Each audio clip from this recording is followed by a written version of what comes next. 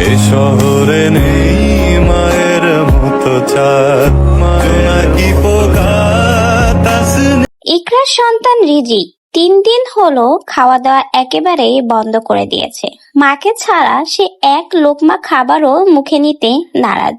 বারবার কান্না করছে মায়ের কাছে যাবে, মায়ের হাতেই সে ভাত খাবে। কিন্তু আফসোস, তার মা আর কখনোই ফিরে আসবে না।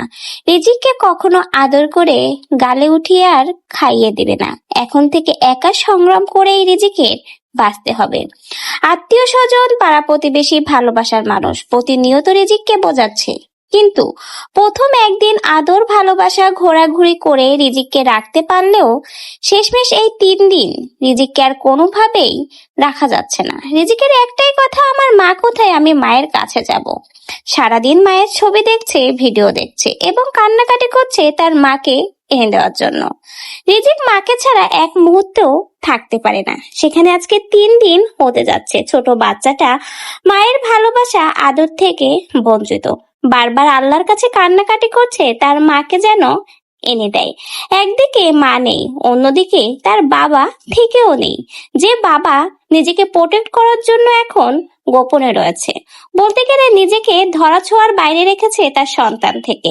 গোপনে রয়েছে গা ঢাকা দিয়ে, যেন পুলিশ বা জনগণ তাকে ধরতে না পারে, কারণ ধরলেই গণপেটানি নিশ্চিত। অন্যদিকে অবুঝ বাচ্চা বারবার মায়ের জন্য কান্না, আমার মা কই, আমায় মায়ের কাছে যাব।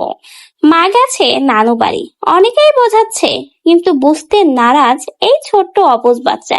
একা একা ঘুমাতেও চায় না, ঘুমাতে গেলেই তার মাকে পাশে চায়।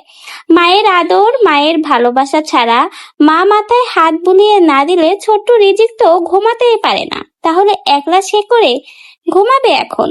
বারবার কান্না করছে মাকে সাথে নিয়ে ঘুমাবে বলে, কিন্তু আফসোস, মা তো শুয়ে আছে গভীর মাটির তলে। এখানে রিজিক একলা ঘুমায়, অন্যদিকে তার মা একাই এখন মাটির তলে কবরে ঘুমায়। আফসোস, ছোট্ট বাচ্চাটা এখন একাই বড় হবে। সংগ্রাম করতে হবে সামনের দিকে এগিয়ে যাওয়ার জন্য। মাকে ছাড়া এখন থেকে বড় হতে হবে ছোট্ট রিজিকের। হয়তো অনেকেই তাকে সহানুভূতি দেখাবে, তার পাশে দাঁড়াবে, কিন্তু মায়ের অভাব কি কেউ কখনো পূরণ করতে পারবে? কখনোই পারবে না। একজন সন্তান তার মাকে ছাড়া বেঁচে ওঠাতে আসলেই কষ্টের। আজকে রিজিক এই 3 দিন ধরে ঠিক মতো মাকে ছাড়া খাওয়া দাওয়া করছে না। খেতে গেলেই তার মাকে লাগবে, মাকে ছাড়া সে খেতে চায় না। খাওয়াতে গেলেই কান্নাকাটি শুরু, এমনকি ঘুমাতেও চায় না। বারবার ফোনে মাকে খোঁজে, বারবার নানু বাড়ি ফোন দেয়, তার মা কখন আসবে। নানা রকম মিথ্যা ছলনা করেই এখন রিজিককে আটকে রাখা হচ্ছে, কারণ সে বুঝতে নারাজ তার মা কখনোই আর তার কাছে ফিরবে না।